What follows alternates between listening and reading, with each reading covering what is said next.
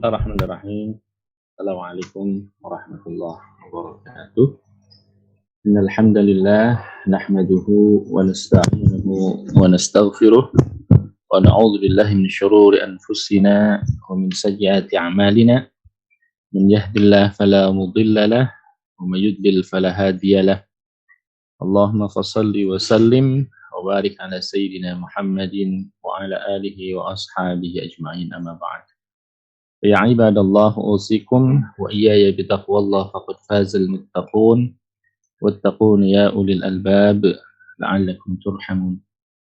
Alhamdulillah, segala puja dan puji hanya bagi Allah, Dialah Zat yang menciptakan seluruh jagat raya beserta dengan isinya dan mengaturnya dengan pengaturan yang sangat sempurna. Dialah Zat yang tak pernah luput membagi-bagikan rezeki kepada seluruh makhluk-makhluknya, mulai dari kita manusia hingga binatang-binatang melata. Dialah Zat yang menggenggam jiwa kita semuanya, yang menghidupkan, mematikan, serta yang kelak akan membangkitkan dan memintai pertanggungan jawab kita pada hari yang tidak ada lagi keraguan di dalamnya. Salawat dan salam semoga tercurah limpahkan kepada junjungan alam Nabi kita Nabi Muhammad sallallahu alaihi wasallam. Baik, sekalian dirahmati Allah Subhanahu wa taala, terkhusus Ustaz Riyadi yang telah fasilitasi acara kita pada subuh kali ini. Insya Allah pada kesempatan kali ini kita akan bahas satu topik, ya. Topik besarnya itu adalah aktivitas politik sebelum berdiri negara Islam di Madinah. Nah, maksud dengan aktivitas politik di sini adalah aktivitas politik Nabi Muhammad SAW sebelum berdirinya atau sebelum tegaknya negara Islam di Madinah. Gitu ya. Dalam kajian sirah Nabi Shallallahu Alaihi Wasallam, ya, fase-fase ini adalah fase yang sangat penting dan krusial. Ya, saya sebut penting karena memang aktivitas inilah yang nanti akan menjadi penopang penting dari tegaknya atau berdirinya sebuah institusi negara. Ya. Apakah itu institusi yang disebut dengan negara Islam gitu ya, atau kalau kita lihat pasca Rasul SAW disebut dengan khilafah Islam. Nah, yang insya Allah saya akan bahas ya pada kesempatan ini adalah terkait dengan bagaimana prosesi Bai'ah Aqabah ya dan upaya atau persiapan hijrah gitu ya, atau hal-hal yang seputar itu. Namun sebelumnya saya ingin gambarkan dulu ya timeline dakwahnya Rasulullah SAW. Ya, ini kalau digambarkan ya satu slide saja gitu ya, tapi penjelasannya tentu tidak cukup satu slide gitu ya, atau 1-2 jam. Ini bagi yang baru pertama kali hadir khususnya, ya mudah-mudahan sedikit memberikan gambaran gitu ya. Jadi untuk diketahui kita sudah bahas bagaimana lahirnya Rasulullah SAW gitu ya, dan seterusnya sampai beliau menerima wahyu dari Allah pada usia 40 tahun ya, pada usia sekitar 40 tahun. Lalu kemudian pada usia beliau SAW usia 40 sampai 43 tahun ya, itu Rasulullah SAW melakukan apa yang disebut dengan marhalatut tazkir, yakni tahapan pembinaan. Apa yang dilakukan? Ya, rekrutmen kader. Rasul mengajak kerabat-kerabat terdekatnya untuk masuk Islam, lalu kemudian dibina oleh Rasulullah SAW. Dan tahapan dakwah ini dilakukan secara sembunyi-sembunyi, ya, secara sembunyi-sembunyi, sekitar 3-4 tahun lamanya. Lalu kemudian, ya, tahapan yang kedua, ya, ini tahapan ketika usia Rasulullah SAW berusia 43 sampai 51 tahun.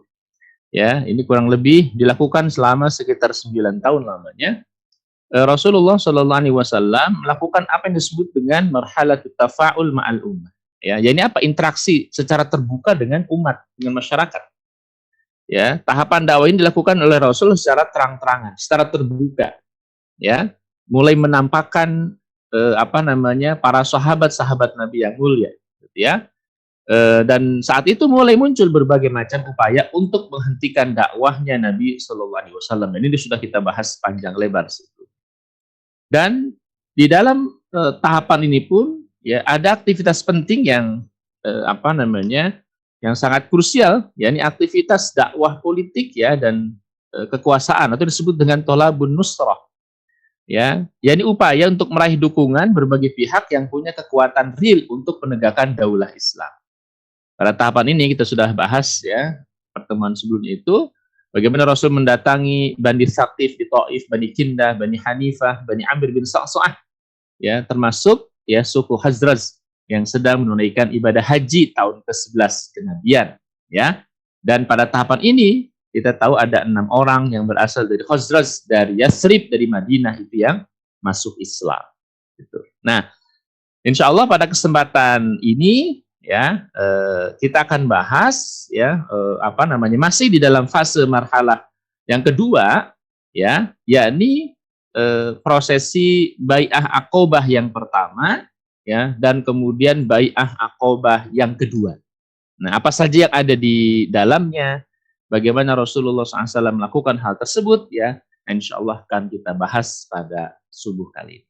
Ya, itu sebagai gambaran ya, mungkin bagi yang sahabat-sahabat sekalian yang baru bergabung ya di acara ini. Gitu ya. Baik, sekalian dirahmati Allah Subhanahu Wa Taala. Ya, sebelumnya sudah kita bahas bahwa Rasulullah Muhammad SAW ya mendatangi berbagai macam qabilah, mendatangi berbagai macam kelompok masyarakat qabilah ya yang mereka punya kekuatan real, punya kekuatan politik, punya pengaruh politik dan punya kekuatan militer gitu. Dari dua hal, satu, pertama punya pengaruh politik dan yang kedua punya kekuatan militer. Maka Rasulullah SAW mendatangi Bani Kindah, menawarkan Islam kepada pimpinannya, ditolak. Rasulullah SAW juga mendatangi Bani Abdullah atau Bani Kalb, mereka juga menolak dakwahnya Nabi. Rasulullah SAW juga mendatangi Bani Hanifah, ya, dan juga Rasul ditolak dengan penolakan yang buruk. Rasulullah SAW juga mendatangi Bani Amir bin Sa'sa'ah, ya. Nah, kalau di sini mereka meminta sesuatu gitu ya.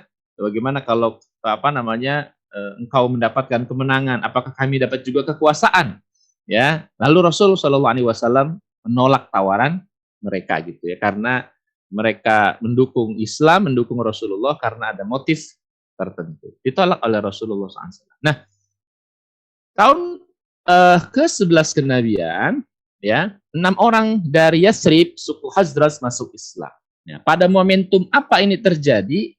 Pada momentum musim haji. Ya, saya sudah mungkin berkali-kali jelaskan bahwa pada setiap bulan Dzulhijjah ya, ini pada masa sebelum Islam ya, jauh sebelum Islam sekalipun gitu ya, bahkan setelah masanya Nabiullah Ibrahim alaihissalam, ketika Allah memerintahkan kepada Nabi Ibrahim, wa adzim finnasi bil hajji yatuka rijalan wa ala kulli dhamir yatina min kulli fajjin amiq, ya.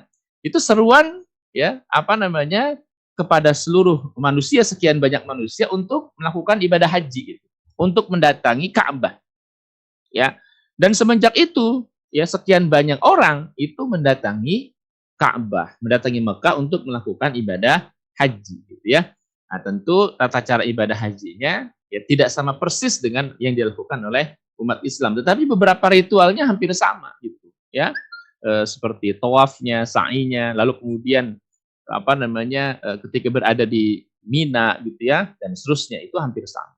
Nah, pada musim haji tahun 11 kenabian atau 620 Masehi gitu, ada 6 orang jamaah haji dari suku Khazraj dari Yathrib ya, itu kemudian yang sedang melakukan ibadah haji, melakukan prosesi ya, manasik ya, ibadah haji ya, itu kemudian didatangi Rasulullah SAW, terjadi dialog, akhirnya mereka masuk Islam.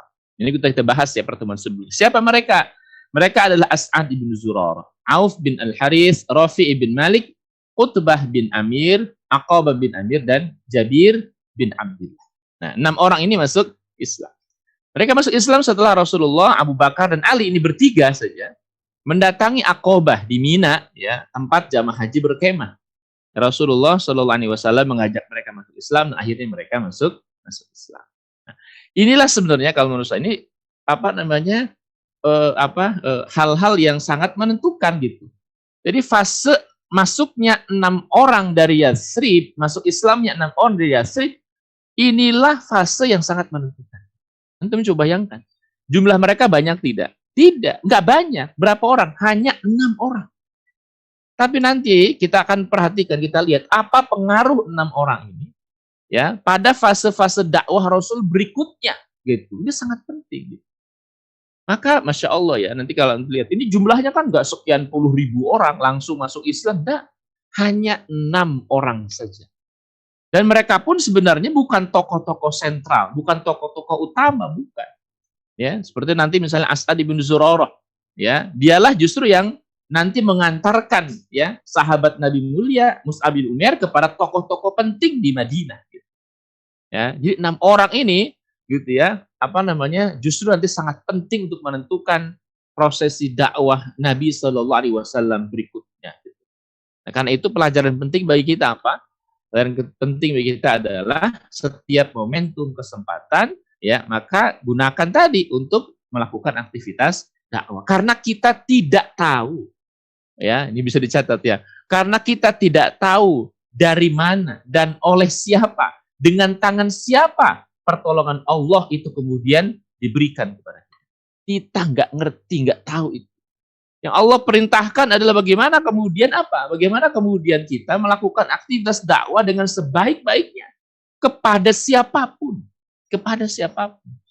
Karena lagi-lagi kita tidak tahu dari tangan siapa, ya, apa namanya, bahwa dakwah ini diberikan pertolongan oleh Allah Subhanahu Wa Taala. Dakwahnya, apa namanya, umat Islam saat ini itu diberikan pertolongan oleh Allah Subhanahu Wa Taala. Nah, terus kalian yang dirahmati Allah Subhanahu wa taala. Ini enggak jalan. Oke. Nah, dalam hal ini misalnya Ibnu Katsir menyatakan ya, dari Ali bin Abi Thalib ia berkata, ya, ini apa yang dikatakan oleh Ali bin Abi Thalib. Lamma amarallahu rasulahu an ya'rada nafsahu ala qabailil Arab, ya, ala qabailil Arabi, kharaja wa ana ma'ahu wa Abu Bakar ila Mina hatta dafa'na ila majlisin min majalisil Arab. Ya. Ketika Allah memerintahkan Rasulnya, berarti diperintah dari Allah. Gitu. Ya. Lamma amarallahu rasulahu, ketika Allah memerintahkan Rasulnya, ya, an ya'rada nafsahu. Ya, untuk menyodorkan diri beliau. Ya, untuk menyodorkan diri Rasul sallallahu alaihi wasallam ala qabailil Arabi, kepada kabilah-kabilah di Arab. Kharaja ana ma'ahum, ya, maka kemudian keluarlah saya, kata Ali ibn Abi Thalib, ma'ahu, bersama dengan beliau, wa Abu Bakar, dan bersama dengan Abu Bakar Siddiq.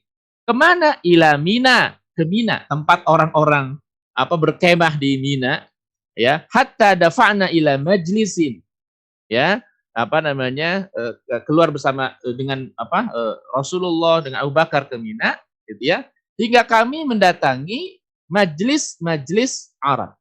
Hatta dafa'na ila majlisin, ya, ke satu apa majlis min majalisil Arab, ya, di antara majlis-majlis Arab yang berarti memang yang berkemah, ya, yang ada di Mina saat itu banyak gitu. Bukan hanya satu atau dua tenda, tapi sekian banyak tenda, dan itu didatangi oleh Rasulullah Shallallahu alaihi wasallam. Ya, bersama siapa? Rasulullah, Ali ibn Abi Thalib, dan Sayyiduna Abu Bakar Siddiq radhiyallahu anhu. Nah, Ibnu Katsir juga meriwayatkan dari Ibnu Abbas, ya, dari Abbas, dari apa? Dari anaknya Abbas, ya, dan dari Abbas radhiyallahu anhuma, ia berkata, Rasulullah SAW bersabda kepadaku, la arali indaka wala inda akhika mana'atan, fahal anta mukhriji ila suqi ghadan hatta naqirru fi manazil qabailin nas. Wa kanat majma'al Arab, qala faqultu hadhihi kindah walaffuha wa hiya afdalu man yahujju minal Yaman wa hadhihi manazilu Bakr ibn Wa'il wa hadhihi manazilu Bani Amir ibn Sa'sa'ah, ya, fakhtar li nafsika, qala fabada'a bikindah fa'atahum, ya. Saya, ya, apa namanya, kata siapa? Kata Abbas, ini pamannya Nabi, ya. Dan perlu dicatat waktu itu paman Nabi SAW, Abbas Ibn Abdul Muttalib, itu belum masuk Islam. Tetapi menunjukkan dukungannya terhadap Nabi SAW. Berbeda dengan Abu Lahab yang nyata-nyata apa sangat membenci Nabi SAW. Ini Abbas ini salah seorang paman Nabi yang memang menunjukkan apa? Menunjukkan apa dukungannya terhadap Nabi Shallallahu Alaihi Wasallam. Ya, Abbas ini ya paman Nabi SAW itu baru masuk Islam itu ketika terjadi perang Badar. Ya, jadi Abbas itu masuk dalam rombongan perang Badar itu karena memang waktu itu ada mobilisasi nasional Quraisy gitu. Dia terpaksa aja ya karena diajak ya oleh apa namanya oleh Abu Jahal gitu bahwa semua harus turun berperang karena ini mobilisasi nasional Quraisy gitu. Maka tidak ada alasan semuanya berangkat termasuk paman Nabi Shallallahu Alaihi Wasallam ya Abbas ibn Abdul Muttalib. Ya, nah, kita tahu waktu itu Nabi berpesan kalau ada Abbas pamanku jangan kalian sentuh, jangan dibunuh, nah, gitu ya. Nah itu akhirnya Abbas bin Thalib ya menjadi tawanan ya dan kemudian beliau masuk Islam gitu ya pada saat itu. Nah, tapi orang-orang Quraisy itu banyak yang tidak mengetahui, nanti saya akan kisahkan berikut. Ya, saya tidak melihat padamu dan saudaramu perlindungan. Apakah engkau mau menemaniku keluar ke pasar besok? Jadi Rasul itu ingin ditemani oleh siapa? Oleh Abbas, paman Nabi SAW. Hingga kita berdiam di tempat singgah-singgah kabilah orang Arab dan mereka adalah sekumpulan orang Arab. Lalu Abbas berkata, maka aku katakan, ini karena kenapa Rasul mengajak Abbas? Karena Abbas itu yang mengetahui diantaranya peta politiknya gitu. Ini siapa dari bani apa, dia punya kekuatan apa. Maka Rasul mengajak Abbas bin Abi Thalib.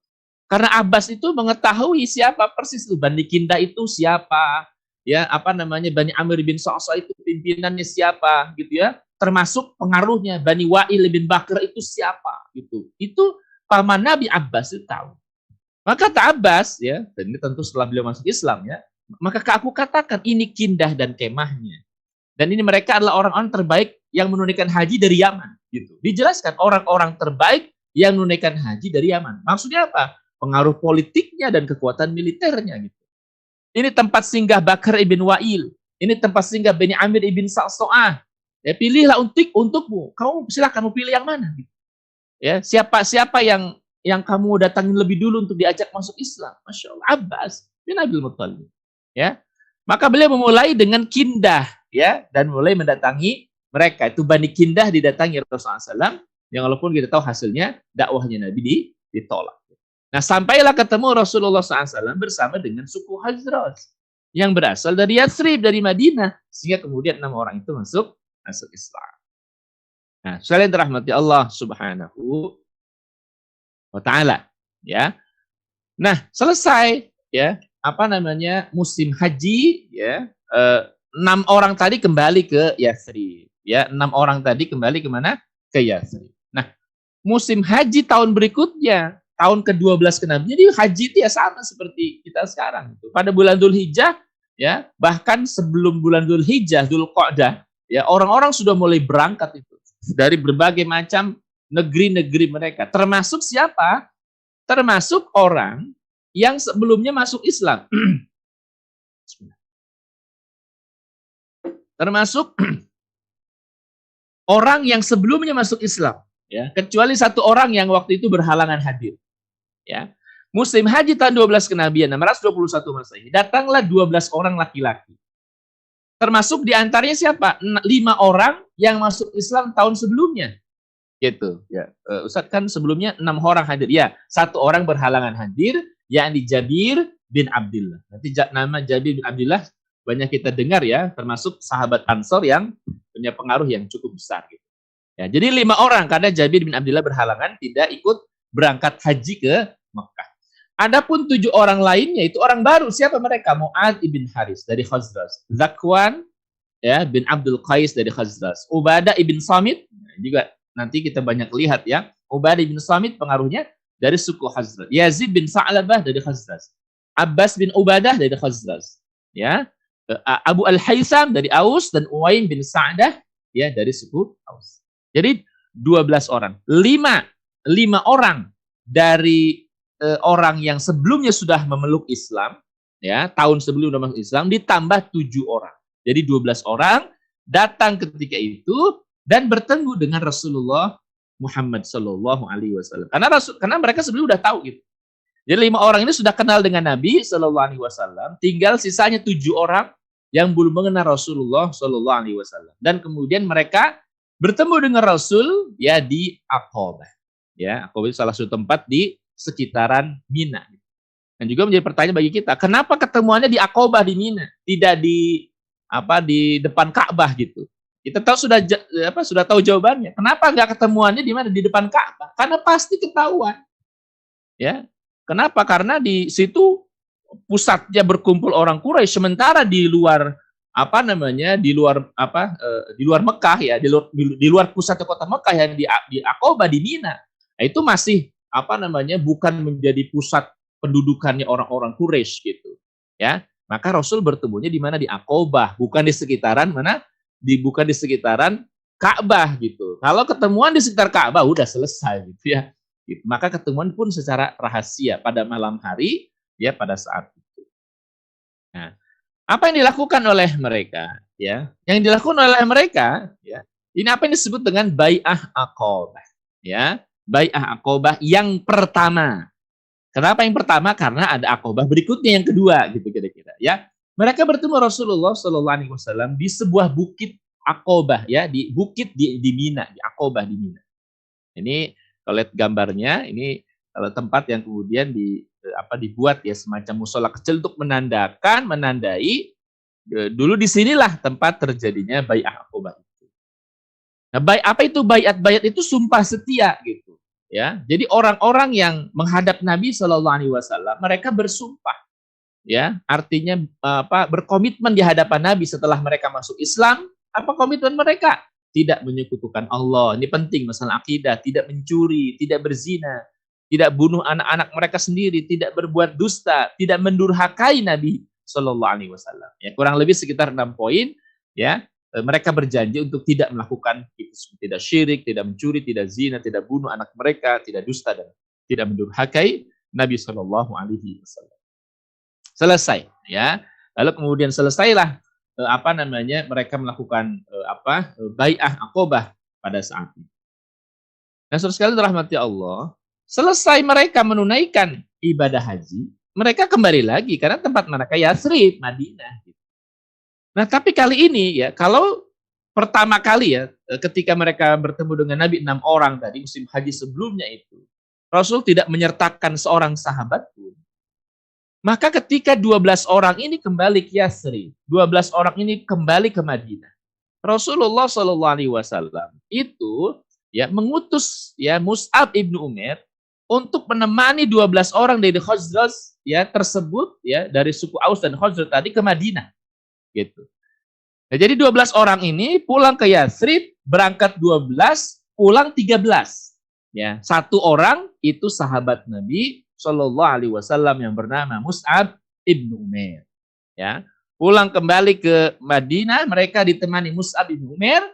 Ya, dan kemudian tugas Mus'ab ibnu Umair apa? Tugasnya paling tidak 2. Tugas Mus'ab ibnu Umair. Pertama, ya tugas Mus'ab ibnu Umair adalah memantapkan keimanan orang-orang yang baru masuk Islam. Karena bagaimanapun mereka mu'allaf. Ya, ingat ya, 6 orang yang sebelum masuk Islam pulang ke sana itu nggak ada yang membina sama sekali. Ya, tidak ada yang membina sama sekali. Datang kemudian 12 orang dan kembali lagi setelah musim haji, maka Rasul menyertakan sahabat mulia Sayyidina Mus'ab bin Umair untuk apa? 1, ya, memantapkan keimanan orang-orang yang sudah masuk Islam. Ya. Yang kedua, mendakwahi tokoh-tokoh Yatsrib, mendakwahi pemuka-pemuka kaum di Yatsrib di Madinah. Jadi tugas Mus'ab 2 tapi sangat penting. Nah, kita lihat ya. Nanti juga inilah aktivitas yang nanti mengantarkan kepada dukungan ya orang-orang Yatsrib untuk menyerahkan kekuasaannya kepada Nabi Shallallahu Alaihi Wasallam. Jadi setiap fragmen pada masa ini itu sangat menentukan gitu. Termasuk kenapa Rasulullah SAW mengutus Mus'ab bin Umair kemana? Ke Yatsrib.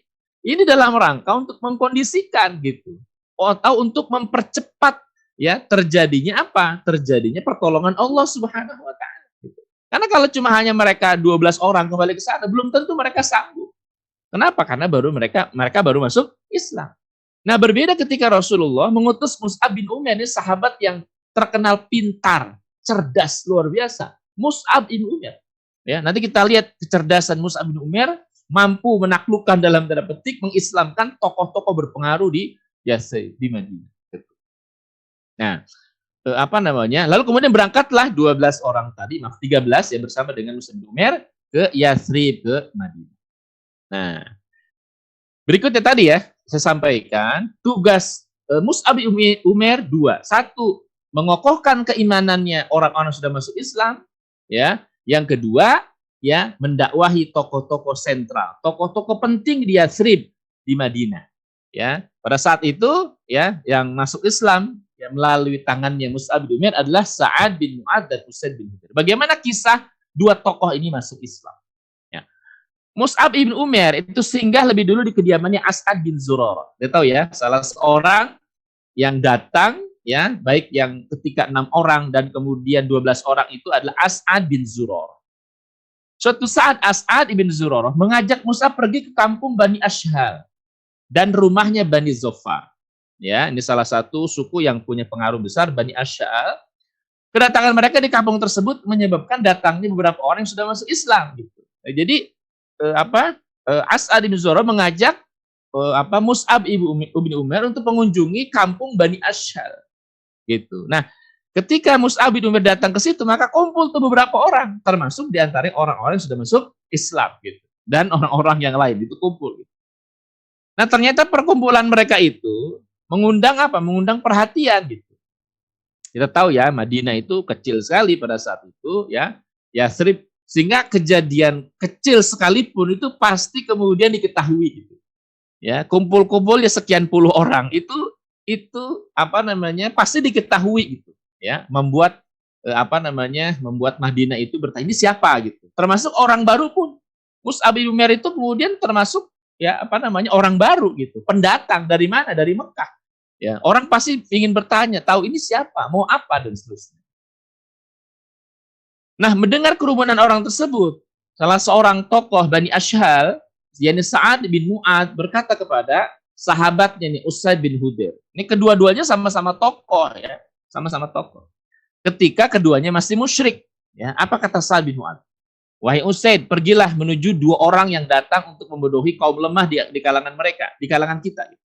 Jadi anggapnya ya, Mus'ab bin Umair itu ya adalah orang-orang yang orang yang ingin membodohi ya orang-orang lemah di kalangan Bani Ashhal.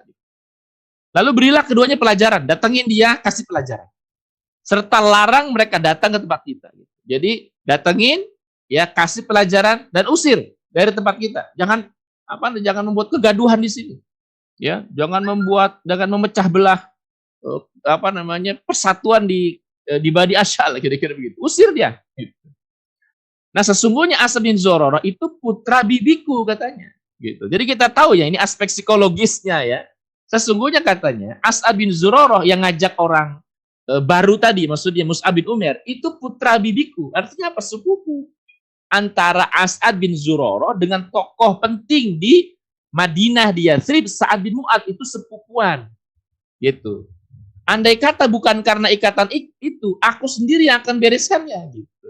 Nah, jadi ternyata Masya Allah dalam konteks dakwah pun itu ada akan bertemu nanti dengan aspek-aspek psikologis juga gitu ya. Kenapa tidak saya usir gitu? Karena dia anak bibiku gitu. Itu sepupu saya. Kalau bukan karena dia sepupu saya akan sendiri yang menghabisi dia. Kira-kira begitu. Saya akan mengusirnya, kira-kira begitu. Kata siapa? Sa'ad bin Mu'adz. Lalu berangkatlah siapa? Usaid bin Hudair. Kemudian Usaid mengambil tombaknya ya dan menuju perkampungan ya, berkumpulnya orang-orang yang bersama dengan Sayyidina Mus'ab bin Umair. Ya, ketika As'ad bin Zurarah melihat dari jauh udah ketahuan tuh. Dari jauh udah ketahuan, wah, ini Usaid bin Hudair. Ya. As'ad bin Zurarah ini ya, itu tahu gitu. Yang mengantar siapa? Yang mengantar Mus'ab bin Umair ini tahu siapa? Usaid bin Hudair. Dia berkata kepada Mus'ab bin Umair, "Ya Mus'ab, ini adalah pemimpin kaumnya. Dia telah datang kepadamu." Gitu. Jadi nggak susah-susah kita yang datengin, dia yang datang. Ini karena asbab tertentu tentunya gitu ya. Ini adalah pemimpin kaumnya. Dia sendiri datang kepadamu. Maksudnya kan tujuannya kan buat ngusir sebenarnya. Gitu ya. Tapi dipandang positif, dia datang kepada kaum kepadamu.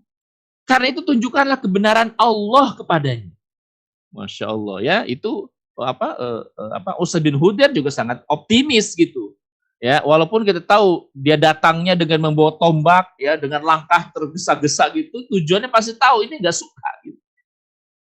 Lalu Usaid berdiri di hadapan keduanya, maksudnya ke hadapan Usaid bin Hudair ya, As'ad bin Zurarah dan Mus'ab bin Umair. Sambil dia mengatakan ya, dengan dengan suara tinggi, apa yang kalian berdua bawa kepada kami? Kalian membodohi orang-orang lemah di kalangan kami. Menjauhlah dari kami jika kalian berdua masih sayang nyawa kalian. Nah, jadi sebenarnya tegas ini, ungkapan udah tegas. Ya, coba misalnya kalau kita pada posisi Mus'ab bin Umair dan As'ad bin Zurarah. Ada orang pemimpin, dia kemudian mengatakan gitu ya, apa yang kalian bawa ke sini? Kali ini udah membodoh-bodohi orang-orang lemah gitu, udah nipu orang-orang lemah di kalangan kami. Ya, menipu rakyat kami. Ya, kamu nyah dari sini, pergi. Ya, kalau kalian masih sayang nyawa, itu udah ancaman ini. Ancamannya sudah ancaman nyawa lagi gitu. Jadi saya bayangkan kalau kita pada posisi Mus'ab bin Umair, kira-kira apa yang kita jawab? Nah, baik Pak, ya saya pergi. Gitu.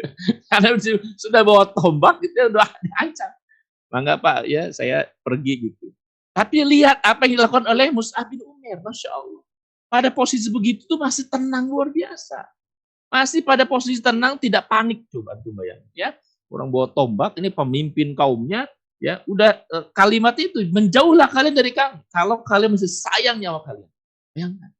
Ya, ya tadi saya bilang, kalau kita, ya Pak, baik, sini pergi takut, udah selesai, nggak masuk Islam tuh, ya. Tapi Mus'ab bin Umair tidak. Nah, ini justru kesempatan nih orang datang, gitu ya. Mus'ab lalu kemudian menjawab, ini Masya Allah, tenang sekali, ya. Sudikah kiranya Tuhan duduk dulu mendengarkan, gitu ya. Luar biasa tawarannya. Sudikah kiranya Tuhan untuk duduk dulu dan mendengarkan saya. Jika Tuhan berkenan, silahkan Tuhan terima. Kalau Tuhan nggak berkenan, tahanlah apa yang Anda tidak sukai itu dari diri Anda. Ya, dia setelah tawaran tersebut ternyata luruh tuh hatinya, padahal hanya beberapa kalimat saja. Kalau bahasa kita, Tuhan, ya apa nggak lebih baik duduk aja dulu? Saya menjelaskan sedikit saja. Ya, kalau Tuhan suka, silakan Tuhan terima. Kalau nggak suka ya sudah saya pergi gitu, kira-kira begitu. Ya, pokoknya duduk dulu aja, tenang ya. Saya nggak ngapa-ngapain kok gitu ya. Saya ingin menyampaikan saja beberapa hal kepada Tuhan. Ya oke lah kalau gitu. Silakan. Kamu ngomong apa gitu? Kira-kira mungkin bahasa gitu. Silakan. Saya dengerin. Kemudian Mus'ab menjelaskan tentang Islam dan membacakan ayat-ayat Al-Qur'an. Gitu ya. Nih saya juga masih melacak sampai sekarang apa yang bacaan Al-Qur'an apa yang disampaikan oleh Mus'ab ibnu Umair kepada Usaid ibnu Hudair tadi. Yang jelas pasti Mus'ab ibnu Umair itu menjelaskan secara ringkas gitu. Ya, karena apa? Karena ini orang lagi istilah kita orang lagi rusuh kalau istilah orang Sunda gitu ya. Jadi dia perlu menyampaikan beberapa kalimat saja yang dapat menyentuh hatinya Usaid bin Hudair. Gitu. Jadi antum bisa bayangin kecerdasan dan kepintaran ya dari seorang sahabat yang bernama Mus'ab ibnu Umair. Dalam waktu yang singkat sekali, diminta untuk menjelaskan Islam, dijelaskan dengan sebaik-baiknya. Setelah itu Usaid berkomentar, ya, alangkah indah dan cantiknya ini setelah beliau bacakan ayat-ayat Al-Qur'an. Lalu apa yang kalian lakukan bila saya masuk ke dalam agama ini? Lalu keduanya berkata, engkau mandilah, bersihkan pakaian, lalu syahadat dengan syahadat yang benar, lalu kerjakan sholat 2 rakaat. Bayangkan. Waktu yang sangat singkat. Ini nggak makan waktu sampai setengah hari gitu ya, atau kemudian 1 hari, enggak. Hanya memerlukan waktu beberapa saat saja, sampai kemudian orang yang bernama Usaid ibnu Hudair, tokoh Yathrib, tokoh Madinah, bisa masuk Islam. Selesai ya. Jadi akhirnya luruhlah hatinya Usaid bin Hudair, lalu sampai kemudian bertanya, apa yang saya lakukan setelah saya masuk agama ini? Dikatakan, mandilah, bersihkan pakaian, syahadat dengan syahadat yang benar, dan sholatlah 2 rakaat.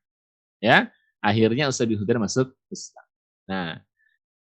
Nah setelah mandi, ya, ini setelah selesai mandi, membersihkan pakaian, syahadat dan sholat, Usaid bin Hudair berkata, nah ini juga luar biasa nih.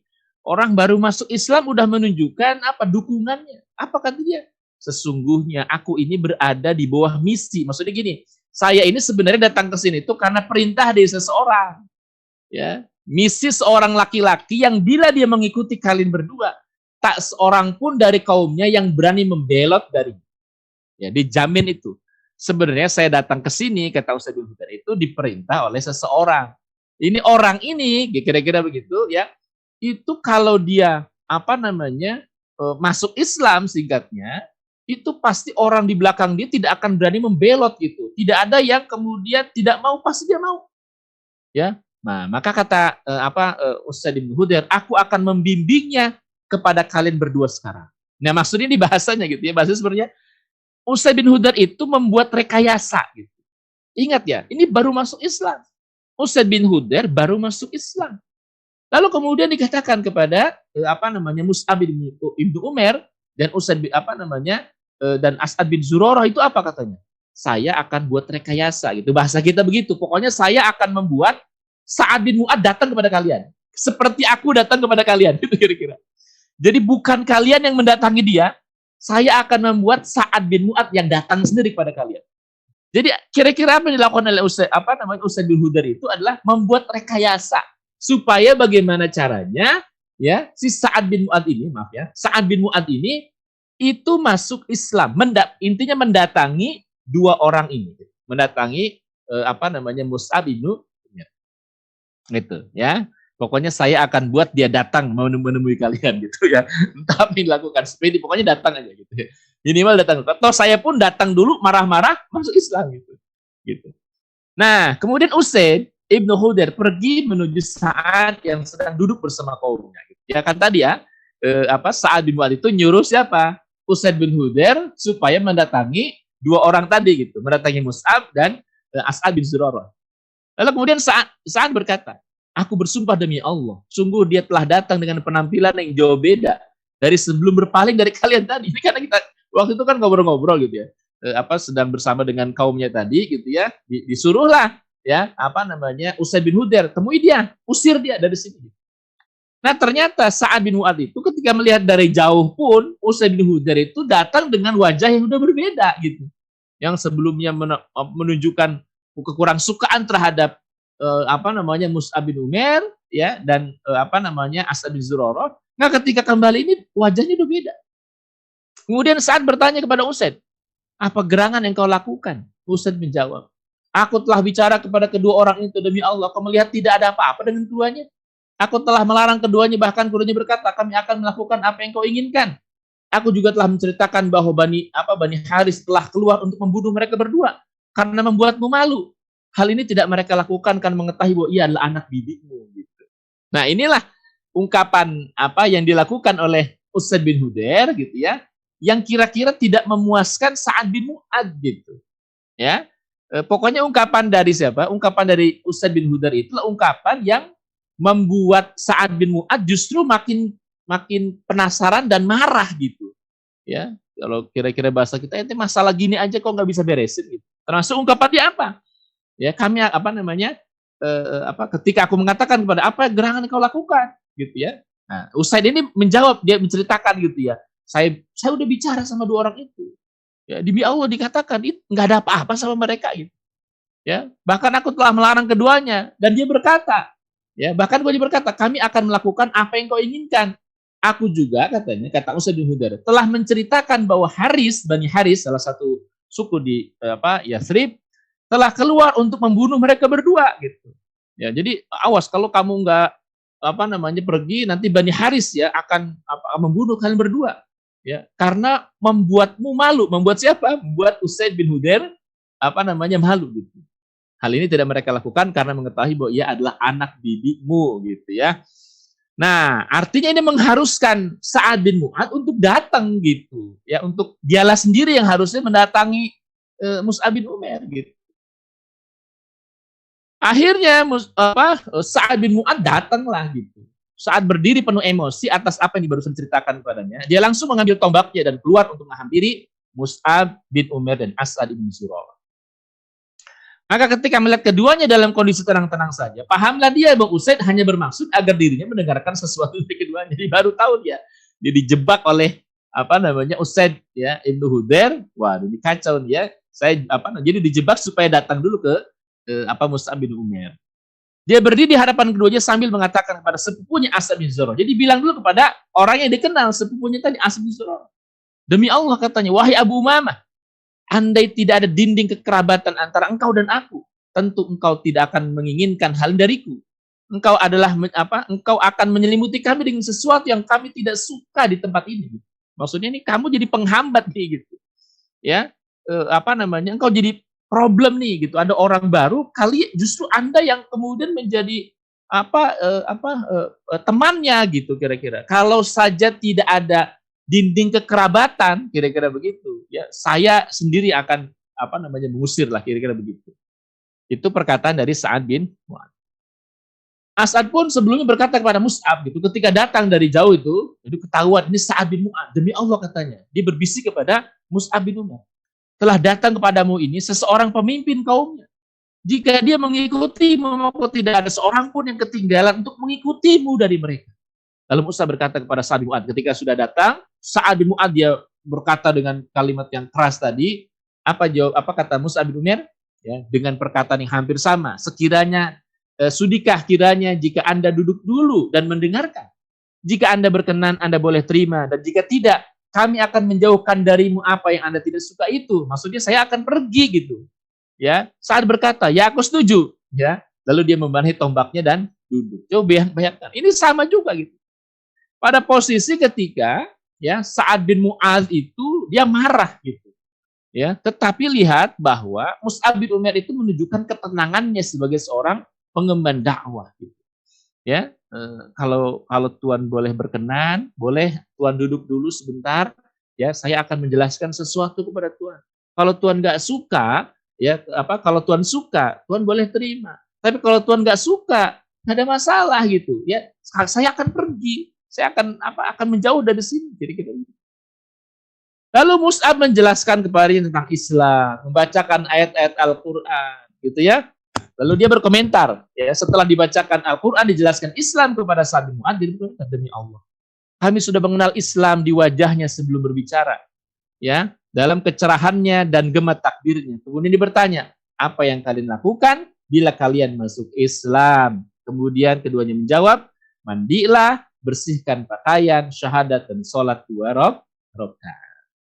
Masya Allah, berarti sudah 2 tokoh Yathrib ya yang kemudian masuk Islam, terutama tokoh sentral ini Sa'ad bin Mu'adz. Itu Sa'ad bin Mu'adz masuk Islam. Itu setelah apa? Setelah dibuat rekayasa oleh Usaid bin Hudair supaya dia mendatangi Mus'ab bin Umair dan As'ad bin Zurarah. Ya, Masya Allah. Nah, inilah nanti kita bisa lihat rahmati Allah betapa pentingnya dakwah. Ini memang jalan Nabi adalah jalan dakwah. Dakwah itu kan mengubah pemikiran orang, mengubah keyakinan seseorang, mengubah perasaan seseorang.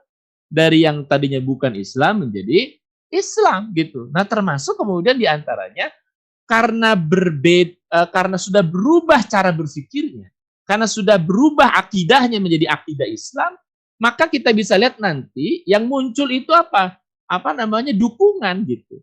Yang muncul adalah dukungan. Jadi mana bisa Sa'ad bin Mu'adz itu mendukung Islam gitu ya, kalau kemudian sebelumnya tidak terlebih dulu masuk Islam. Nah, akhirnya kemudian ya Bani Ashhal ini baninya Sa'ad bin Mu'adz itu masuk Islam satu gerbong. Ya setelah dia masuk Islam, Sa'ad kembali kepada kaumnya dan berkata gitu, kumpulkan kaumnya, wahai Bani Ashhal, bagaimana pendapat kalian terhadap diriku? Gitu maksudnya, pandangan kalian terhadap diri saya seperti apa? Mereka jawab, engkau adalah pemimpin kami, orang yang paling utama pendapatnya bagi kami, dan orang yang paling mulia keturunannya. Kata siapa? Kata kaumnya itu Bani Ashhal. Lalu Sa'ad berkata lagi, sesungguhnya ucapan kaum laki-laki dan perempuan di kalangan kalian saat ini haram bagiku hingga kalian beriman kepada Allah dan Rasul. Ya, sesungguhnya perkataan laki-laki dan perempuan di kalangan kalian itu haram. Kalian nggak boleh ngomong kepadaku ya sebelum kalian masuk Islam. Itu akhirnya tak ada seorang pun laki-laki maupun perempuan dari mereka kecuali sudah menjadi muslim dan muslimah. Kecuali hanya beberapa orang saja yang masuk Islam belakangan, yakni pada perang Uhud tahun ke-3 Hijriah dan beberapa orang dari Bani Umayyah bin Zaid, ya Khotmah dan Wa'il pada tahun ke-5 Hijriah. Itu perang Uhud. Artinya Bani Ashhal mayoritas ya, bahkan kalau boleh dikatakan semuanya masuk Islam. Nah, mulai saat itulah kemudian Madinah Yathrib itu mulai heboh gitu dengan Islam. Setelah Sa'ad bin Mu'ad masuk Islam, Usaid bin Hudair masuk Islam, dan gerbong di belakangnya Bani Asy'al masuk Islam. Nah, itu dirahmati Allah Subhanahu wa taala. Berikutnya apa yang dilakukan oleh Mus'ab bin Umair? Ya. Mus'ab itu selalu melakukan komunikasi dengan Rasulullah sallallahu alaihi wasallam. Ya, setelah melihat dua tokoh masuk Islam, lalu kemudian gerbong di belakangnya masuk Islam gitu ya. Lalu Mus'ab itu melaporkan kondisi Yathrib kepada Rasulullah sallallahu alaihi wasallam. Nah, Mus'ab itu tahu kebiasaan orang-orang orang-orang Madinah atau Yathrib kalau musim haji mereka berangkat ke Mekah. Maka sebelum musim haji Mus'ab udah duluan lapor ke Rasulullah sallallahu alaihi wasallam. Sebelum musim haji Mus'ab itu sudah mengabarkan dulu ya, mengabarkan kondisi dakwah gitu. Melaporkan bahwa dua orang tokoh masuk Islam, Sa'ad bin Mu'ad, Usaid bin Hudair, lalu gerbong di belakangnya Bani Asy'al masuk Islam gitu. Jadi Mus'ab menggambarkan progres dakwah yang dilakukan di Yathrib di Madinah pada saat itu kepada Rasulullah sallallahu alaihi wasallam. Nah, musim haji tahun ke-13 kenabian berangkatlah dari Yathrib sebagaimana biasa pada bulan Dzulhijjah gitu ya. Datang berapa orang? 70 orang. Ya. Nah, saya ingin sampaikan 70 orang ini, maaf ya, di sini belum kasih keterangan. 70 orang itu tidak semuanya muslim. Dalam berapa kitab sirah yang saya baca itu, yang Islam dari 70 orang itu sekitar 32 orang saja. 32 orang saja. Artinya sisanya itu masih kafir, masih musyrik gitu. Termasuk ya yang datang dalam rombongan tersebut sebenarnya ada Abdullah bin Ubay bin Salul. Ya, itu tokoh munafik yang kemudian sebelum pura-pura masuk Islam ya setelah perang Badar. 70 orang ya, ini muslim dan kafir datang ke Mekah untuk menunaikan ibadah haji. Yang muslimnya itu kalau sekitar 32 orang saja. Mereka datang bersama rombongan jamaah haji dari kaum mereka yang masih musyrik. Nah, ketika tiba di Mekah, ya, mereka sama bertemu lagi dengan Rasulullah Muhammad SAW. Gitu. Ya, untuk berkumpul di tengah malam di lembah yang terletak di samping Aqobah pada pertengahan hari Tasyrik saat melempar jumrah ula setelah dari Mina. Gitu ya, pertemuan ini terlaksana dengan sangat-sangat rahasia. Jadi mereka datang 70 orang itu ada muslimnya sebagian, ada juga orang-orang yang masih musyrik gitu. Tujuan mereka untuk haji. Berangkatlah mereka dan sebagaimana biasa diaturlah pertemuan antara orang yang sudah muslim tadi menemui Rasulullah Muhammad sallallahu alaihi wasallam. Pertemuan dilakukan pada sepertiga malam gitu. Jadi sudah lewat dari jam 12 ya, pada sepertiga malam mereka keluar sembunyi-sembunyi itu. Sudah janjian nanti jam segini ya kita keluar dari kemah-kemah kita, dari tenda-tenda kita berangkat menuju Aqobah gitu ya. Artinya apa? Yang kafir, yang musyrik itu ditinggalkan di kemah-kemah mereka. Yang keluar pada malam itu hanya yang muslim saja gitu. Berkumpul di tempat tersebut 30 orang laki-laki dan 2 orang perempuan.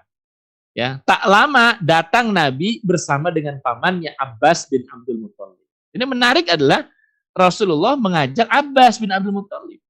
Ya, padahal waktu itu Abbas bin Abdul Muthalib itu belum memeluk Islam, tetapi memang sudah menunjukkan apa? Sudah menunjukkan dukungannya terhadap Islam, terhadap Rasulullah Sallallahu Alaihi Wasallam.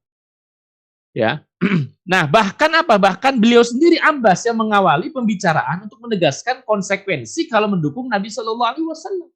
Itu. Jadi Abbas yang menjelaskan, kalian tahu apa konsekuensinya kalau kalian mendukung keponakanku ini gitu kira-kira.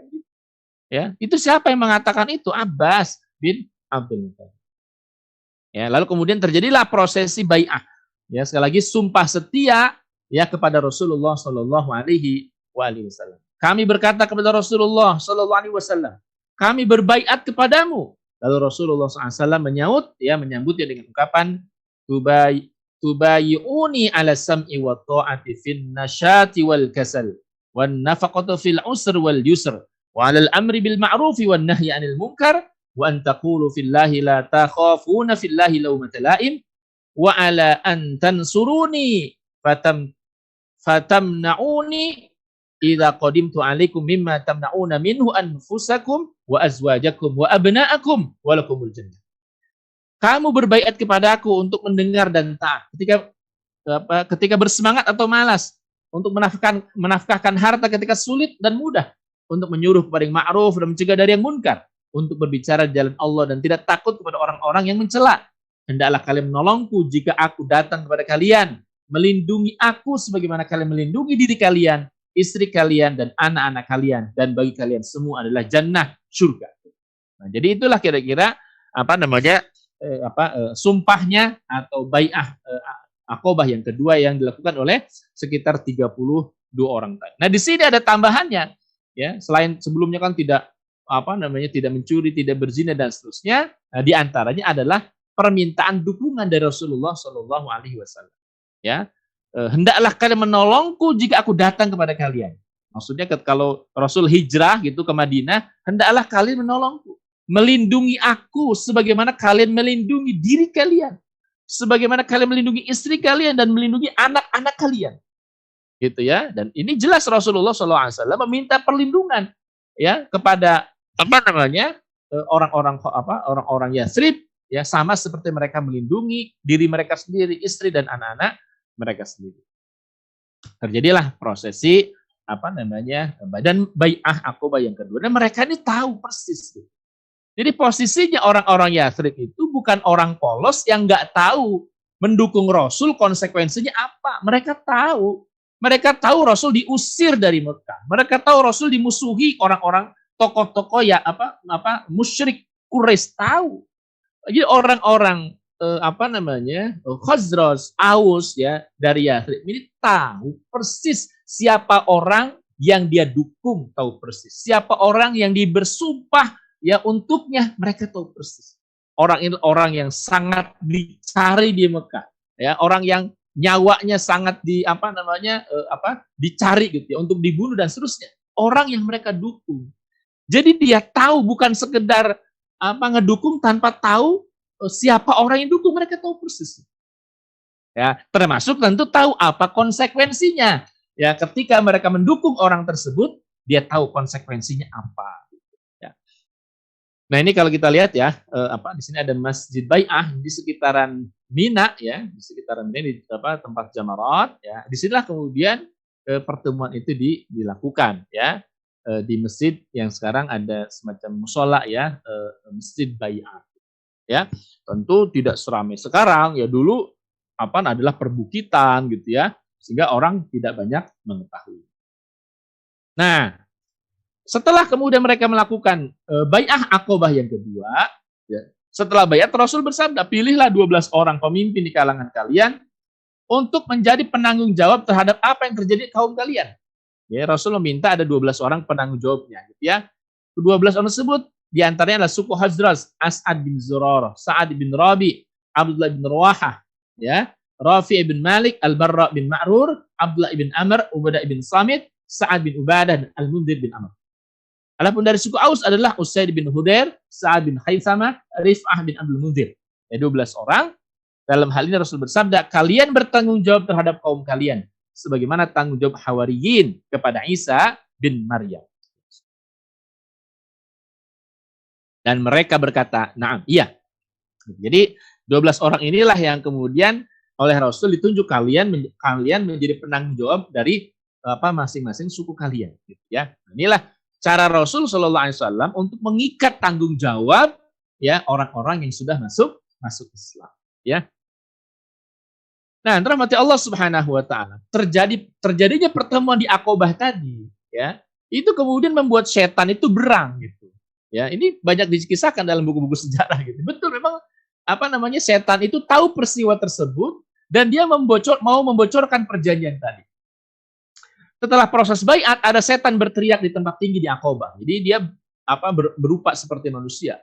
Wahai para penghuni rumah, mau ceritakan kepada orang-orang yang ada di Mina pada saat itu, apakah kalian ingin tahu Muhammad dan para pengikut Sobi'ah, sebutan untuk orang Islam, ya, yang bersamanya, sungguh mereka telah berkumpul untuk memerangi kalian. Rasulullah SAW bersabda, ini adalah Azibul Aqobah, nama setan berbentuk ular di Aqobah. Demi Allah, aku akan berkonsentrasi menghadapimu, wahai musuh Allah, kata Rasul. Kemudian beliau SAW menyuruh 32 orang tadi ya, yang muslim yang kemudian berbai'ah Aqabah di situ untuk berpencar dan kembali ke barak tenda-tenda masing ke tenda-tenda masing-masing. Jadi setelah dari sini kalian bubar, tapi tolong kembali ke kemah kalian itu dalam keadaan berpencar. Jadi jangan bergerombol 30 orang, jangan menimbulkan perhatian orang ya. Berjalannya terpisah-pisah, tunjukkan bahwa tidak terjadi apapun ya pada malam ini. Tunjukkan tidak terjadi apapun ya pada malam ini. Maka kemudian selesai bai'ah Aqabah, mereka kembali ke tenda masing-masing. Nah, sampai kemudian tadi ya, ketika mendengar suara setan tadi berteriak gitu ya, lalu salah seorang dari suku dari Yathrib, Al-Abbas bin Ubadah bin Nahdhu berkata, demi zat yang mengutusmu dengan kebenaran, jika engkau menghendaki, maka kami besok akan membuat tunduk penduduk Mina dengan pedang-pedang kami. Lalu Rasul bersabda, ya, kita belum diperintahkan untuk melakukan itu. Ya, nahnu lam nu'mar bidzalik, kita belum diperintahkan demikian. Akan tetapi kembalilah ke barak atau tenda kalian masing-masing. Lantas mereka pun kembali dan tidur hingga pagi hari. Jadi antum bisa bayangkan ya. Jadi ini semangatnya orang Yathrib gitu ya, yang kemudian jadi orang Ansor ya, di antara Abbas bin Ubadah, dia berkata, padahal dia bukan orang situ. Apa dikatakan? Demi zat yang mengutusmu dengan kebenaran, jika engkau menghendaki, kami besok akan membuat tunduk penduduk Mina dengan pedang-pedang kami. Jadi mereka orang-orang yang betul-betul siap membela Nabi, bahkan siap mati. Nah, kemudian terdengar ya terjadinya prosesi baiat dari orang Yathrib ya kepada Rasulullah SAW. Kedengaran oleh siapa? Oleh pimpinan Quraisy. Ketika berita baiat Aqabah sampai ke telinga orang Quraisy, mereka mendatangi pimpinan Quraisy. Pimpinan Quraisy itu mendatangi orang-orang dari Aus dan Khazraj. Gitu. Ya, wahai orang-orang Khazraj gitu. Ini orang Quraisy mengatakan, sungguhnya telah sampai berita ke telinga kami bahwa kalian telah mendatangi teman kami ini untuk kalian bawa keluar dari belakang kami dan membaiatnya dalam upaya menyerang kami. Sungguh demi Allah, tidak ada satu perkampungan dari perkampungan yang dihuni bangsa Arab yang lebih kami benci bila terjadi perang antara kami dan mereka selain pada kalian gitu. Ya, intinya begini, jangan bikin masalah deh gitu ya. Saya dengar nih katanya sebagian kaum kalian itu mendukung Muhammad gitu. Ya kira-kira begitu. Lalu orang-orang yang belum masuk Islam gitu. Karena orang yang Islam tadi kan kata Rasul, jangan ngomong apapun, jangan bicara apapun, tunjukkan tidak terjadi apapun pada malam tadi, tunjukkan kata Rasul. Lalu orang-orang yang belum masuk Islam dari suku Khazraj ya itu mengatakan tidak terjadi hal seperti itu dan kami tidak mengetahuinya gitu. Memang mereka nggak tahu ya, karena mereka waktu itu sedang tidur. Umat Islam ketika kemudian dia keluar dari tenda itu memastikan ya ketika semuanya sedang tertidur. Maka dilakukan pada sepertiga malam. Gitu. Bahkan tokoh munafik ya, waktu itu masih tokoh musyrik ya, Abdullah bin Ubay bin Salul, dia mengatakan, ini berita batil, ini berita nggak benar gitu. Bukan seperti ini kejadiannya dan kaumku tidak akan pernah berani lancang terhadapku. Ya seperti ini. Andaikan aku berada di Yathrib di Madinah katanya, niscaya kaumku tidak akan berani berbuat seperti itu terhadapku hingga menunggu perintahku. Pokoknya nggak terjadi. Saya jamin nggak terjadi apa-apa. Ya, kaum saya itu kalau bertindak pasti ngomong dulu ke saya.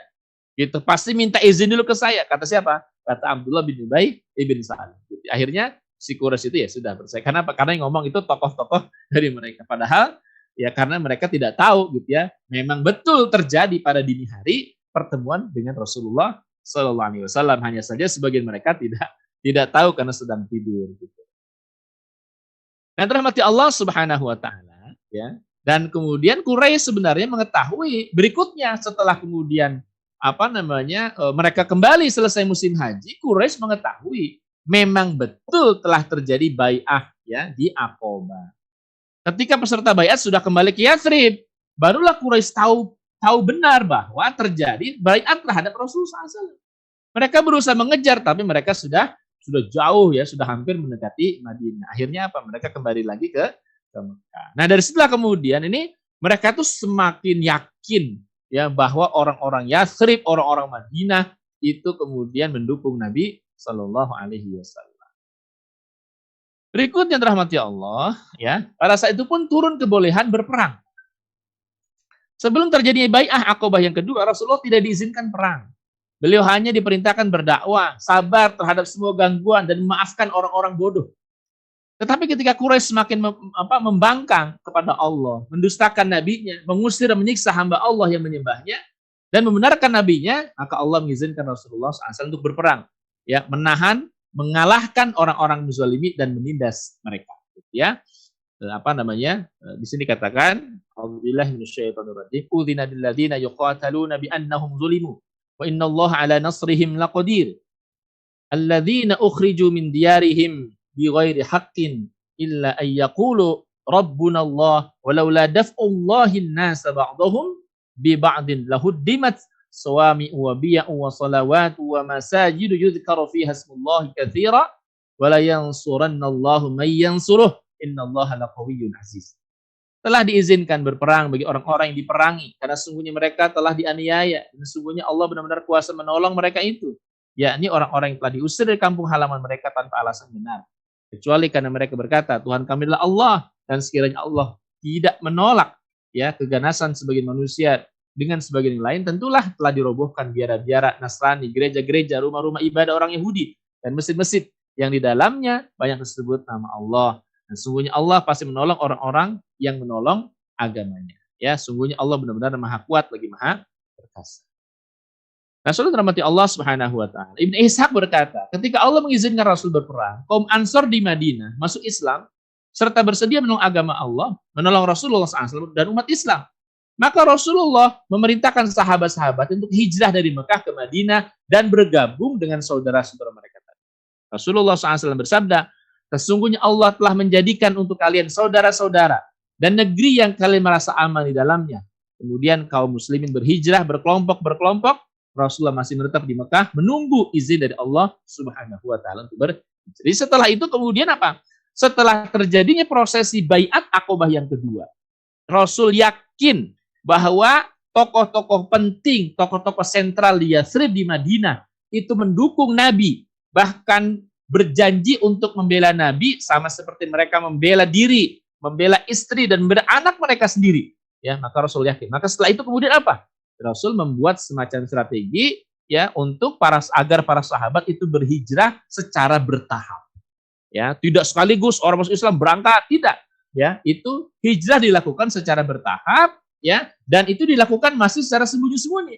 Biasanya dilakukan pada malam hari, ya, secara berkelompok, ya, hanya beberapa orang mereka pergi menuju mana, ke Yathrib atau menuju Madinah. Nah, kecuali Rasulullah SAW. Rasul belum dulu berangkat sampai kemudian menunggu perintah dari Allah Subhanahu wa taala untuk berhijrah. Dan kita tahu nanti ya Rasulullah SAW termasuk yang akhir-akhir, ya, berangkat hijrah menuju Madinah atau menuju Yathrib. Nah, ya, terus kan rahmati Allah Subhanahu wa taala. Bagaimana seputar dakwah politik dan kekuasaan dilakukan Rasulullah Shallallahu alaihi wasallam. Jadi kita sedikit kupas ya, apa di balik itu semuanya, ya, dan kemudian apa hikmahnya. Tak terbantahkan bahwa di antara aktivitas dakwah Rasul yang penting adalah dakwah kepada berbagai pihak yang memiliki kekuasaan politik dan militer. Ya, Syekh Taqiyuddin An-Nabhani rahimahullah menyebut aktivitas dakwah tersebut dengan istilah thalabun nusrah. Ya, jadi aktivitas dakwah yang dilakukan Rasul tuh kepada berbagai macam kabilah, termasuk aktivitas baiat Rasul meminta sumpah setia dari tokoh-tokoh penting dari Yathrib, ya, ini aktivitas dakwah, ya, politik gitu, ya. Dan Syekh Taqiyuddin An-Nabhani menyebut itu dengan istilah thalabun nusrah. Apa itu thalabun nusrah? Thalabun nusrah adalah aktivitas untuk meraih dukungan nyata dari orang-orang yang punya kekuatan real, ya, untuk memberikan kekuasaan dalam upaya penegakan daulah atau khilafah Islam.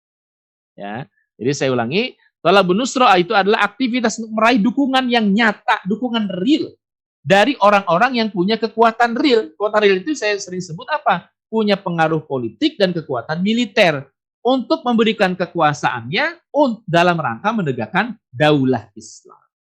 Itu thalabun nusrah. Bisa jadi orang yang sedang memegang kekuasaan seperti kepala negara, militer, atau kelompok yang punya pengaruh yang sangat kuat di tengah masyarakat. Thalabun nusrah itu memang ditujukan untuk mendirikan daulah Islam. Ya, dalam konteks ini adalah dalam rangka kekuasaan gitu. Nanti saya jelaskan kenapa gitu. Di sini dikatakan misalnya jawaban Bani Amir bin Sa'sa'ah ketika Rasul meminta nusrahnya, meminta dukungan dari Bani Amir bin Sa'sa'ah. Ya, jawaban mereka demikian. Ya, aro'aita in nahnu bay'naka ala amrika, thumma azharakallahu ala man khalafaka. Ayakunu lanal amru min ba'dika? Qala al-amru ila Allah yad'uhu haitsu yasha. Faqala lahu afatuhdifa nurana lil arabi dunaka fa idza azharaka Allahu kana al-amru li ghairina la hajata lana bi amrika fa abu alaih. Bagaimana pandanganmu jika kami membaiatmu atas urusanmu, kemudian Allah memenangkanmu atas orang yang menyelisihimu gitu. Ini mereka udah tahu sebenarnya tawaran Rasulullah itu ya diantaranya mereka mendukung ya dakwahnya Nabi dan nanti mereka akan berkuasa gitu. Nah, tentu kekuasaan dimaksud adalah kekuasaan Islam gitu. Ya, bagaimana pendapatmu ya? Kalau kami ya bahasa kitanya itu membaiatmu ya, kemudian Allah memenangkanmu atas orang-orang yang menyelisih, maksudnya memenangkan Rasulullah atas orang-orang Quraisy diantaranya gitu. Apakah perkara kekuasaan sesudahmu itu menjadi milik kami gitu? Ya, maksudnya kalau kamu nanti sudah nggak ada, berikutnya apakah itu diwariskan kepada kami kekuasaan itu? Gitu. Rasul menjawab, ya kekuasaan itu ada pada Allah, maka dia akan menyerahkan sesuai dengan apa yang Allah kehendaki. Gitu ya. Al-Abbas berkata, maka salah seorang berkata kepada beliau, apakah kami dikorbankan orang Arab untuk melindungimu? Dan jika Allah memenangkanmu, urusan kekuasaan itu selain kami. Kami tidak ada keperluan dengan urusan. Lalu mereka menolak beliau. Ya, artinya apa? Memang jelas gitu ya.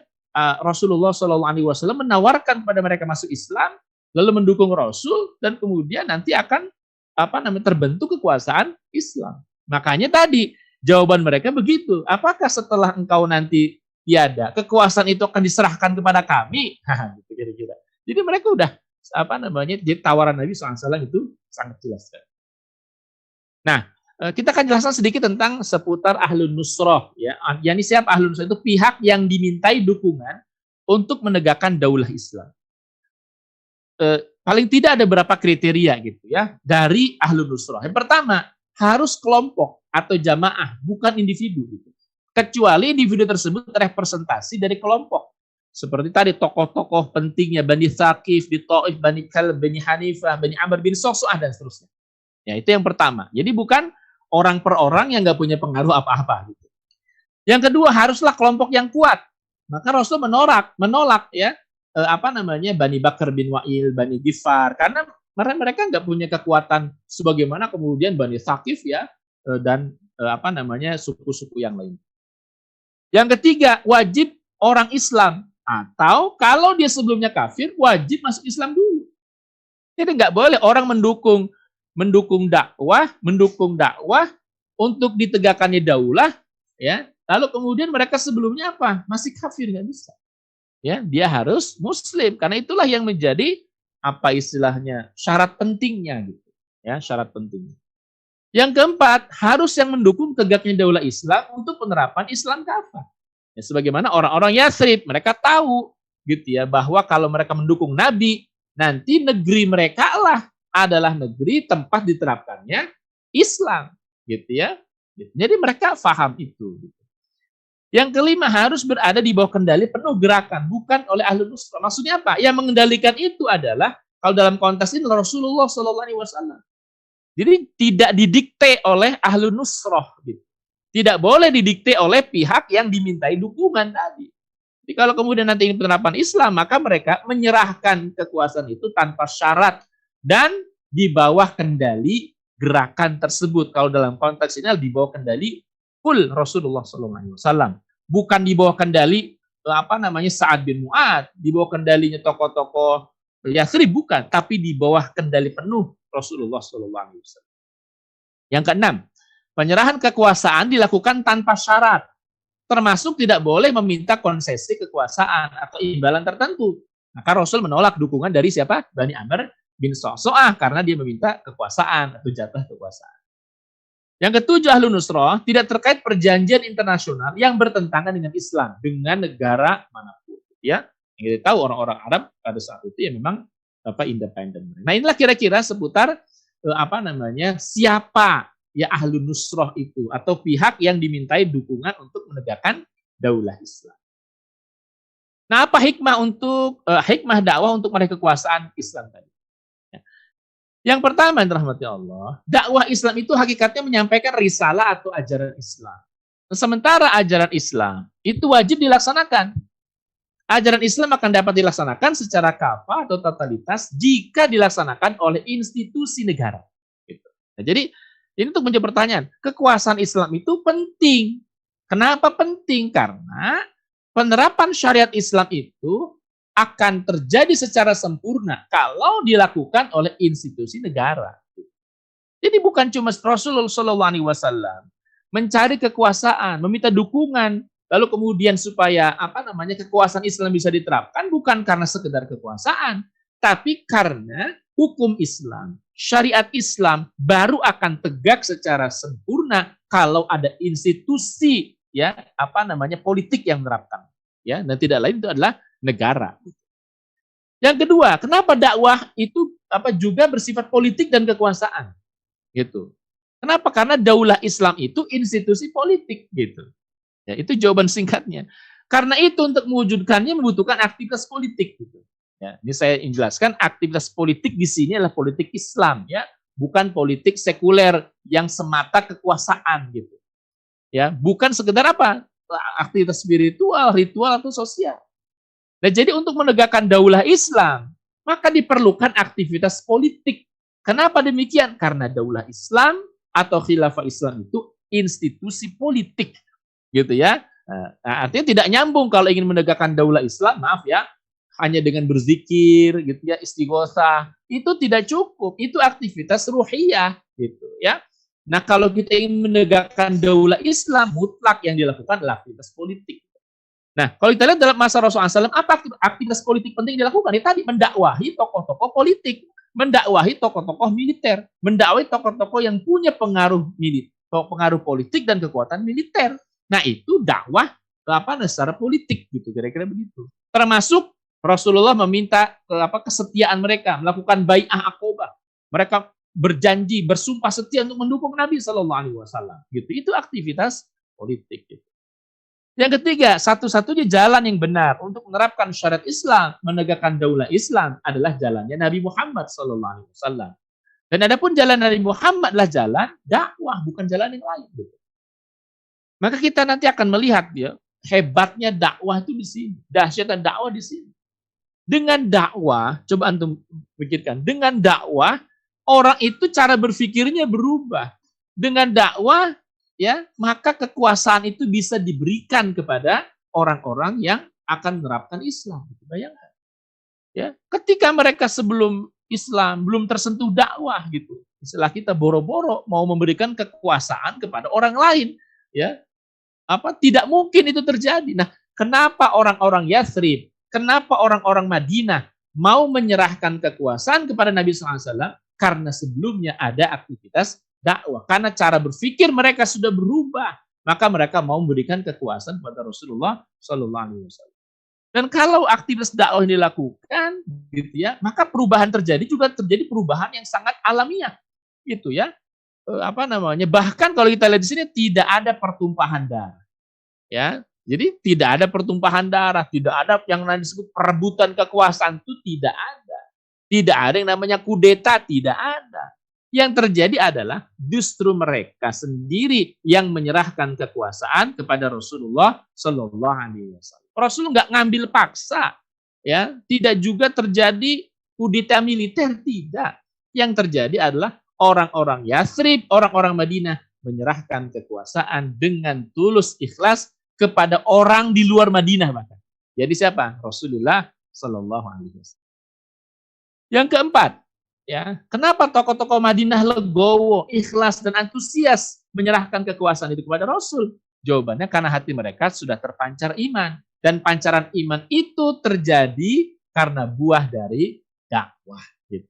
Yang kelima, Allah akan memberikan kekuasaan atau menolong ya dengan sultan dan nasiro, kekuasaan yang menolong setelah bersungguh-sungguh berdakwah ya untuk meraihnya, bukan gratisan apalagi undian gitu. Jadi kan ada yang menganggap khilafah itu apa? Pemberian. Ya khilafah itu hadiah. Ingat ya, hadiah pun Allah berikan kepada pemain, bukan para penonton gitu. Ya, nggak gratisan gitu. Jadi Allah akan berikan kekuasaan yang menolong sultanan nasira setelah apa? Setelah kita bersungguh-sungguh berdakwah. Ya, untuk meraihnya gitu, ya. Bukan diam, tidak pernah mendukung daulah Islam, tidak pernah mendukung khilafah Islam, tidak pernah bicara supaya daulah Islam bisa tegak, tidak pernah dakwah supaya khilafah Islam bisa tegak, lalu tiba-tiba dia mimpi supaya kekuasaan itu diberikan kepada mereka. Nggak mungkin. Ya, karena datangnya Nasrullah, pertolongan Allah, diberikannya kekuasaan yang menolong atas sultan dan nasirah, itu diberikan kepada orang-orang yang sungguh-sungguh, ya, yang memang kerjaannya tiap hari adalah dakwah untuk meraih hal tersebut gitu. Jadi nggak gratisan gitu ya. Ada yang bilang itu nanti hadiah kalau kita berakidah lurus nanti akan diberikan hadiah itu. Nggak juga gitu ya. Karena hadiah pun diberikan kepada pemain, bukan penonton gitu ya. Apalagi yang menghalang-halangi, ya nggak akan dapat hadiah dia. Yang ada diusir gitu ya. Yang keenam, jalan dakwah Nabi itu alami dan manusiawi. Artinya apa? Sangat mungkin ya untuk bisa dicontoh oleh siapapun dan kapanpun itu dijalan. Ya, baik harus sekalian yang dirahmati Allah Subhanahu wa taala, sudah pas ya jam 6:30 ya pada pagi hari ini.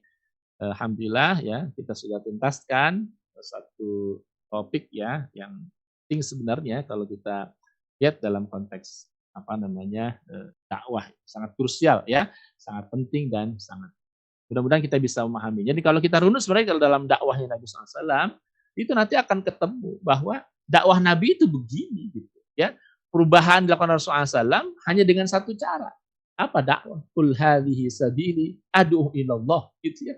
Jadi jalan Nabi SAW adalah ad'u ilallah, ngajak orang lain kepada Allah ya, bukan dengan cara-cara yang lain gitu ya, yang tidak sesuai dengan contohnya Nabi Shallallahu Alaihi Wasallam. Barakallahu fikum wa alaikum. Assalamualaikum.